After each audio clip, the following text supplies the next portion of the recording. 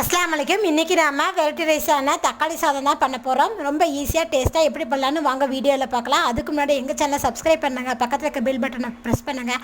அப்போ தான் நாங்கள் போடுற வீடியோ உடனுக்குடனே உங்களுக்கு வந்து சேரும். கடாய் சூடானது ஒரு ரெண்டு டேபிள் ஸ்பூன் எண்ணெய் விட்டுக்கலாம்.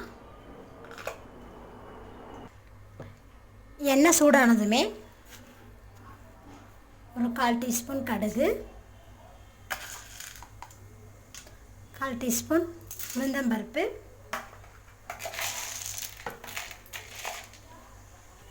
இதோட ஒரு 1/2 டீஸ்பூன் கடலைப்பருப்பு. இதெல்லாம் நல்லா கொஞ்சம் பொரியட்டும்.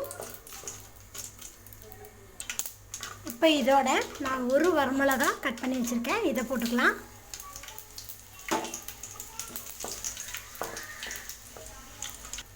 இதோடவே நான் ஒரு 4 பூண்டு இந்த மாதிரி தட்டி வச்சுருக்கேன், இதையும் சேர்த்திடுங்க. சேர்த்து நல்லா அது கொஞ்சம் நல்லா வதக்கி விட்ருங்க. இப்போ இதோடவே நம்ம கறி லீவ்ஸ் சேர்த்திக்கலாம்.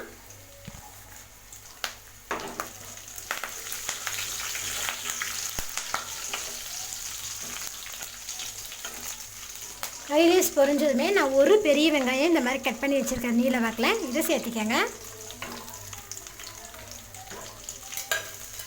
வெங்காயத்தை நல்லா ஒரு நிமிஷம் நல்லா வதக்கிக்கலாம் எண்ணெயில்.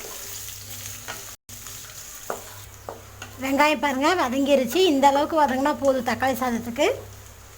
இப்போ இதில் நம்ம மசாலா தூள் ஆட் பண்ணிக்கலாம். ஒரு 1/4 டீஸ்பூன் போல் மஞ்சத்தூள், 1 டீஸ்பூன் மிளகாத்தூள். நீங்கள் வந்து உங்கள் காரத்தை பொறுத்து நீங்கள் வந்து மிளகாத்தூளை அதிகப்படுத்திக்கலாம், இல்லைன்னா குறைச்சிக்கலாம்.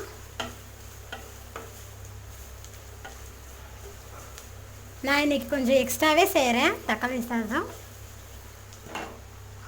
இப்போ இதோட தக்காளி சேர்த்திடலாம். ஒரு 3 பழுத்த தக்காளி நான் கட் பண்ணி வச்சுருக்கேன், நாட்டு தக்காளி. இதில் சேர்த்துக்கலாம்.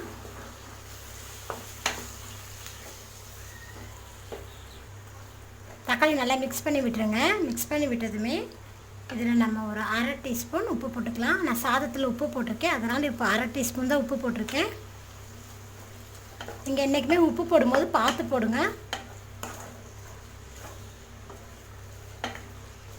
இப்போ இது எல்லாத்தையும் நல்லா மிக்ஸ் பண்ணி விட்டுருங்க.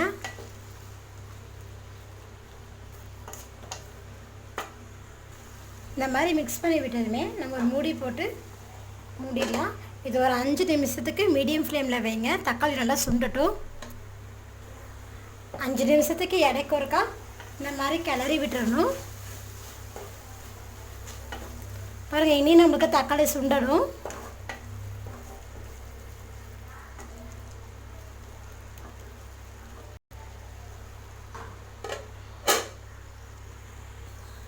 பார்க்கலாம்.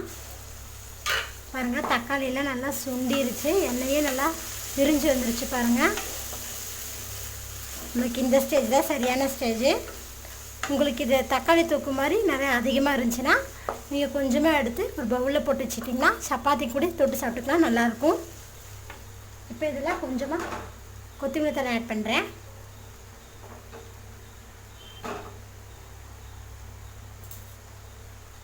இதோட ஒரு 1/4 டீஸ்பூன் போல் கரம் மசாலா தூள்.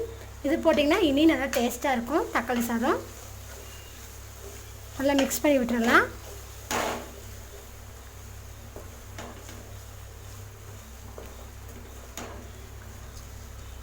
இப்போ அதை கொஞ்சமாக எடுத்து வச்சிடுறேன், எனக்கு அதிகமாக இருக்குது.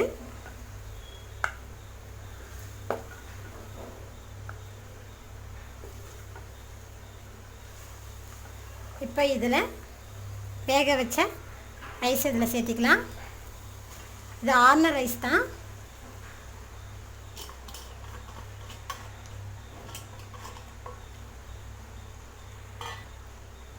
ரைஸ் போட்டதும் தக்காளியில் எல்லாத்தையும் நல்லா மிக்ஸ் பண்ணி விட்டுருங்க. பாருங்கள், இந்த மாதிரி மிக்ஸ் பண்ணி விடுங்க. தக்காளி சாதம் செய்கிறது ரொம்ப ஈஸி தாங்க, டேஸ்ட்டு சூப்பராக இருக்கும். பாருங்கள், இன்றைக்கி நான் ஒரு 2 பேர் சாப்பிட்ற மாதிரி வச்சுருக்கேன். பாருங்கள், நான் போட்ட மசாலா சரியாக இருக்குது இந்த சாதத்துக்கு.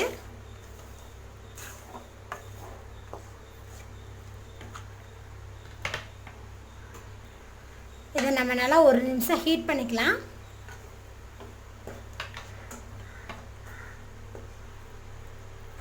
அவ்வளோதாங்க, 1 மினிட் வரைக்கும் நம்ம நல்லா ஹீட் பண்ணிட்டோம். இப்போ நம்ம ஸ்டவ்வை ஆஃப் பண்ணிடலாம்.